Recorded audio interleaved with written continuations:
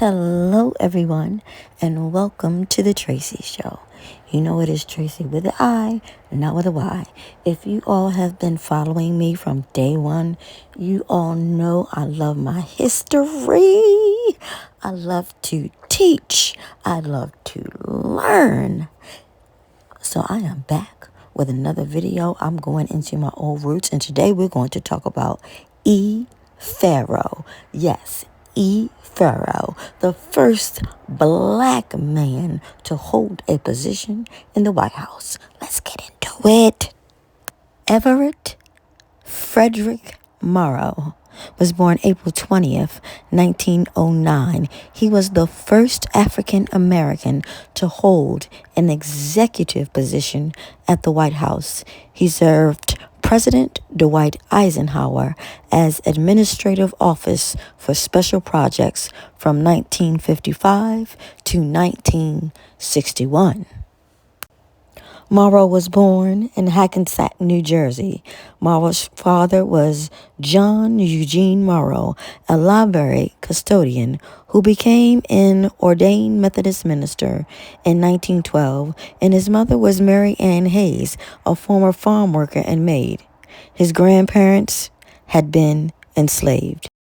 Morrow graduated from Hackensack High School in 1925, where he participated for 3 years on the school's debate team, serving as its president during his senior year. He was a member of the Alpha Phi Alpha fraternity. A graduate of the law school of Rutgers University, he attended Bowdoin College from 1926 to 1930, where he was one of 2 African American students in attendance. Morrow had to return home before graduating to assist his family. But before I continue, Bowdoin awarded him an honorary LLD degree in 1970. His early career, in 1935, he held a position as a business manager for Opportunity magazine, a part of the National Urban League. 2 years later, he became a field secretary for the NAACP before joining the United States Army during World War II. After only a month of serving in the U.S. Army as a private, he was promoted to sergeant. He soon after graduated from Officers Candidate School and was discharged in 1946 as a major of artillery. Later, he was a writer for CBS.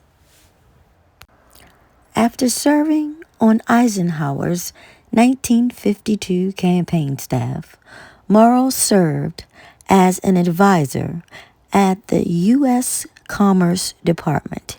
He then moved to the White House as administrative officer for special projects, becoming the first African American to hold an executive position in the White House.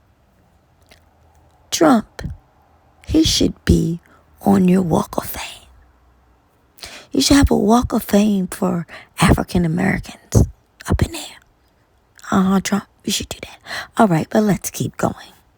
The White House Historical Association wrote of his tenure as the sole African American on a staff dealing with racial tensions related to integration.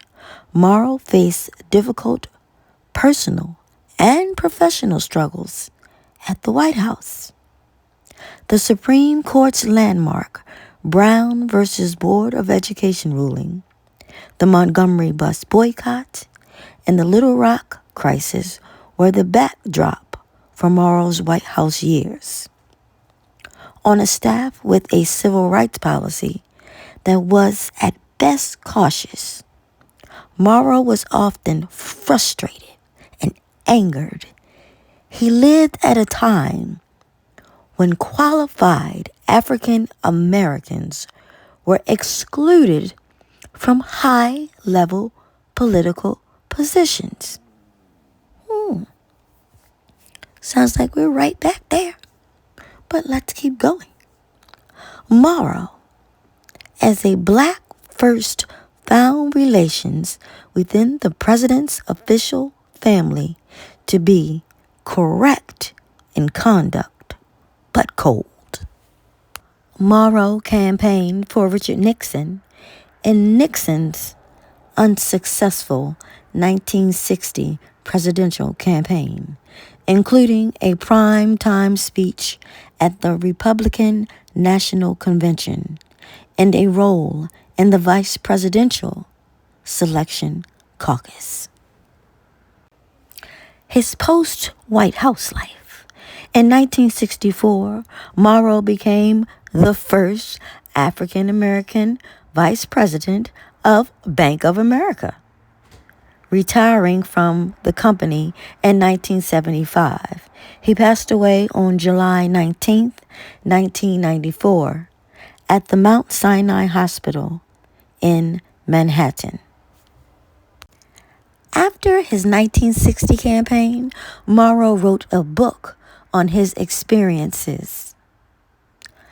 Black Man in the White House. Woo! In Morrow's book, he speaks of many accounts where he suffered from racism on personal and professional levels. He also refers to multiple occasions when he was mistaken for a coat boy or taxi driver while working. Quote, I have discovered certain peculiarities in the White House top staff. There's a little sentiment at anyone's downfall. There may be outward expressions of sympathy, but each man is primarily concerned with his own survival. And there's always the possibility that another's misfortune will ease the pressure on him. So smart.